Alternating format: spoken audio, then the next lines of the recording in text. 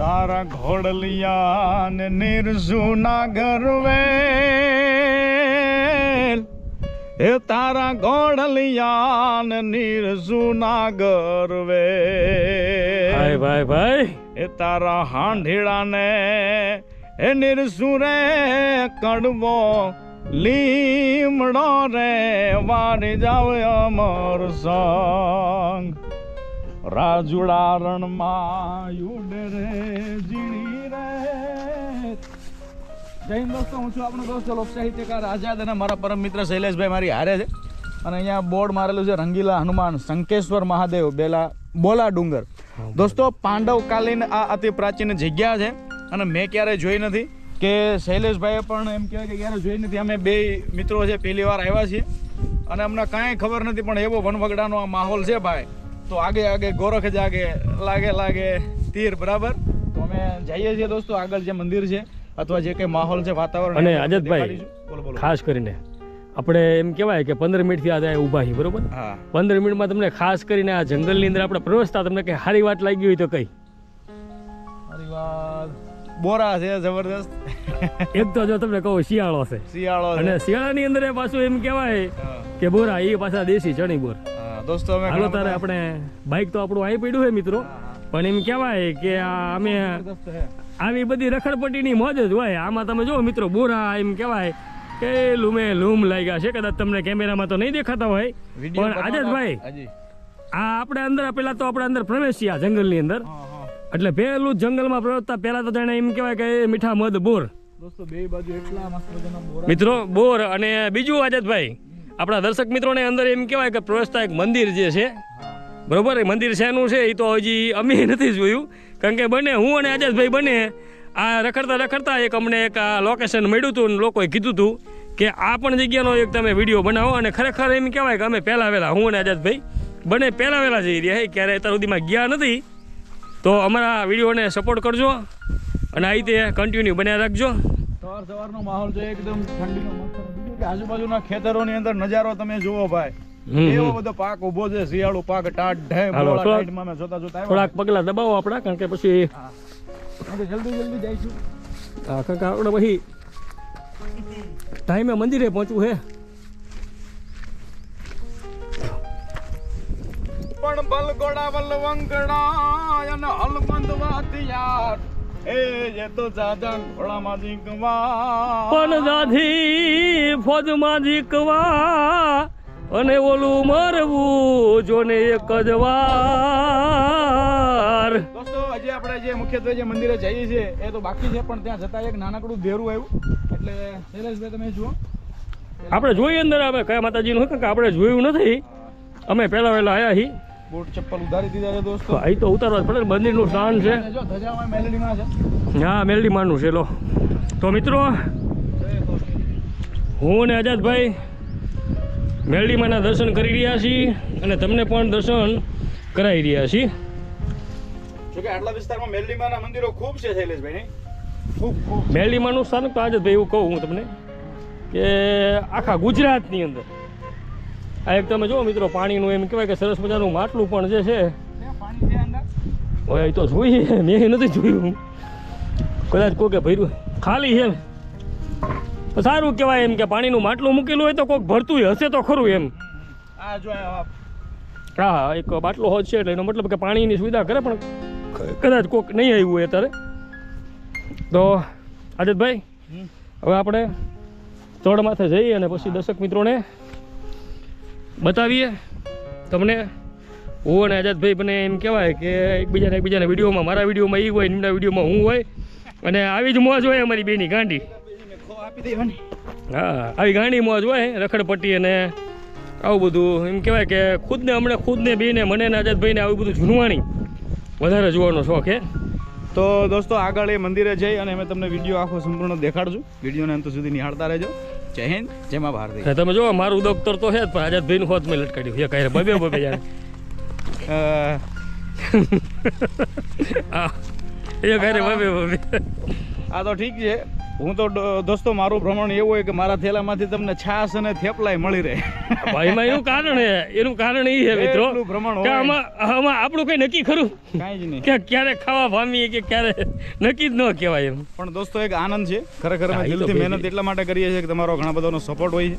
Support છે ને અમને ખુદને એમ કહેવાય કે અંદરથી એક આવી આપણને એક પોતાને ઉજમાં એમ કે ઉર્જા છે અને આપણને તમારા ખુદને આવો જોવાનો શોખ છે.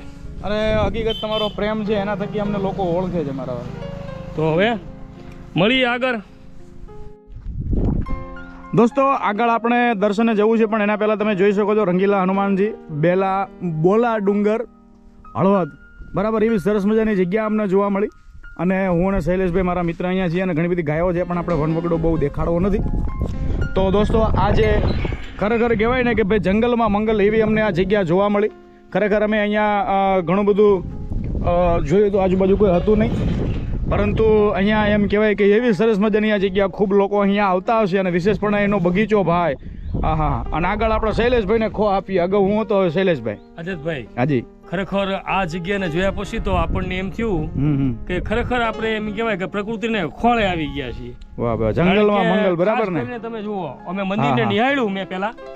આ તમે જુઓ સાધુની જે અહીં કઈ સંત હશે જે મહાત્મા રહેતા હશે એની તમે મહેનત જુઓ.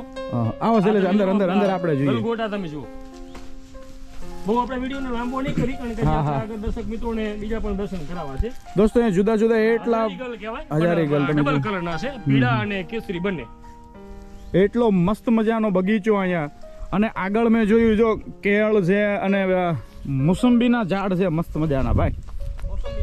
હા અને આગળ એવું સરસ મજાનું ક્રીડાંગણ છે શૈલેષભાઈ. અહીંયા તો આપણે કહેવાય ને કે વન ભોજન એના વન ભોજન માટે માણસો આવે તો જલસો પડી જાય. હા કે આપણે પ્રકૃતિના ખોળે આવી ગયા હોય ને એવી ફિલિંગ થાય. 100%. આજુબાજુ દોસ્તો એવું ખુલ્લું વાતાવરણ. અને આ છે મિત્રો આપણે જે આગળ એમ કહેવાય કે રંગીલા ની અંદર વાંચ્યું આપણે રંગીલા હનુમાન હા એ આ સ્થાન છે. તો આપણે દોસ્તો દર્શન કરી આવીએ. આપણે ચપ્પલ પેલા અહીં કાઢી લઈએ. આ યજ્ઞ કુંડ છે પેલા તો સરસ મજાનો અને મંદિર પણ એમ કહેવાય કે બહુ સરસ છે. હા દોસ્તો હું અંદર જઈ અને તમને હનુમાનજીના દર્શન કરાવું છું. એ રંગીલા હનુમાન છે. અહીંયા ખૂબ મોટી સંખ્યામાં લોકો અહીંયા આવતા કોઈ પ્રસંગ છે પાછળ હનુમાનજીની મહારાજની પાછળ લગભગ મને એવું લાગે રામચંદ્ર ભગવાનનો પ્રસંગ છે. રાજ તિલકનો. હા રાજ તિલકનો પ્રસંગ છે. સાચું દોસ્તો અહીંયા તમે જોઈ શકો છો રંગીલા હનુમાનજીની આ મૂર્તિ. પણ જમદડ જાંબુય વાંત નીલયંગ તો સુગ્રીવ નો રિયા એ હજુ લગ હનુમાન એ તો કાયમ બેઠોય કાગડા. જય હો હનુમાનજી. દોસ્તો આગળ પણ સ્થાન આપણે તમને દેખાડવાના છે એટલે હવે બહુ આ વિડીયોને લાંબો નહીં કરતા 1-2 મિનિટમાં હું તમને હા એક આ કદાચ છે ને આપણે ખ્યાલ તો નથી અને અહીંયા કોઈ એમ કહેવાય કે કોઈ સાધુ સંત પણ નથી. જગ્યા હાવ અત્યારે એમ નામ છે મતલબ અહીંયા કંઈક ગયા હોય બારે એવું બની શકે. ત્રણ બાજુકા છે એટલે એવું લાગે કે હનુમાનજીના કોઈ પરમ ઉપાસક કે કોઈ ભક્ત હશે એનું આ કદાચ હશે. અને આમાં નામ લખેલું છે પણ નામ પણ એમ કહેવાય કે કદાચ આ કલરના હિસાબે દેખાતું નથી. આમાં મહંત શ્રી લખેલું છે એટલે આ મંદિરના પહેલા એમ કહેવાય કે મહંત હશે. સમાધિ સ્થાન છે દોસ્તો. મહંતનું સમાધિ સ્થાન છે. ચરણારવિંદ પણ છે. અને આ જે છે સાધુની કુટીર હોય એવું આપણને જણાય છે. અને એક સરસ મજાનું તમે જો હનુમાનજીનું પેઇન્ટિંગ જેની અંદર એમ કહેવાય કે બાળ હનુમાનજી છે. શૈલેષભાઈ પાણી આપણે ગોતતા હતા. પાણી પી લઈ લો. રાજુડા રણમાં ઉડે રે ઝીણી રેત. ઉડેલું તમે જોઈ શકો છો દોસ્તો ટાઢા બોળ પાણીની વ્યવસ્થા છે અહીંયા. તમે આવો પરિવાર સાથે આવો તો ખરેખર આનંદ આવશે પ્રકૃતિની ગોદમાં.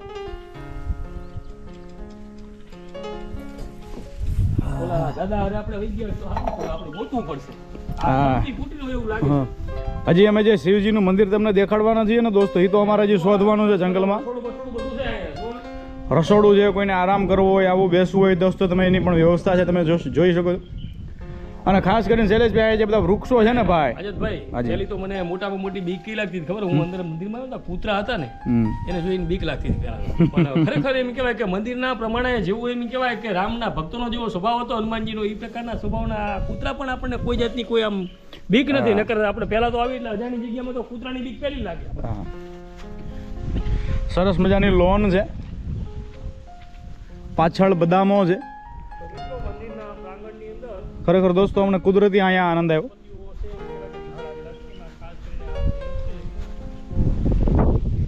વિશેષપણે હું તમને આગળનું ક્રીડાંગણ પણ દેખાડું, વિડીયોને નિહાળતા રહેજો. દોસ્તો તમે જોઈ લો, આખે આખો બગીચો મેં તમને દેખાડ્યો. અહીંયા જુઓ સરસ મજાની બેસવાની વ્યવસ્થા છે. આ હિંચકા તમે જુઓ, એવી મસ્ત જગ્યા છે ભાઈ. આ બાકડાઓ છે, હિંચકાઓ છે, પાછળ ખુલ્લું જંગલ હોય જાણે.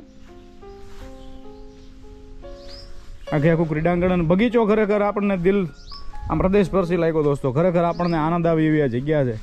સવારથી સાંજ સુધી બેઠા રહીએ તો સમય ક્યાં પસાર થઈ જાય એ જ ખબર ના પડે. તમે જોઈ શકો છો ખરેખર આ બધા જે છોડ વાવેલા છે ભાઈ, ફૂલ છોડ અને વૃક્ષો, ખૂબ આનંદ આવ્યો મને. આ બધું તમે જુઓ, કેળ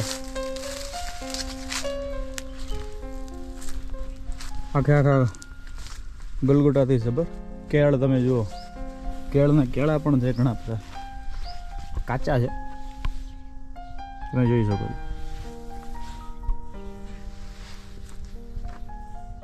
તો દોસ્તો આગળ આપણે વિડીયોમાં મળશું.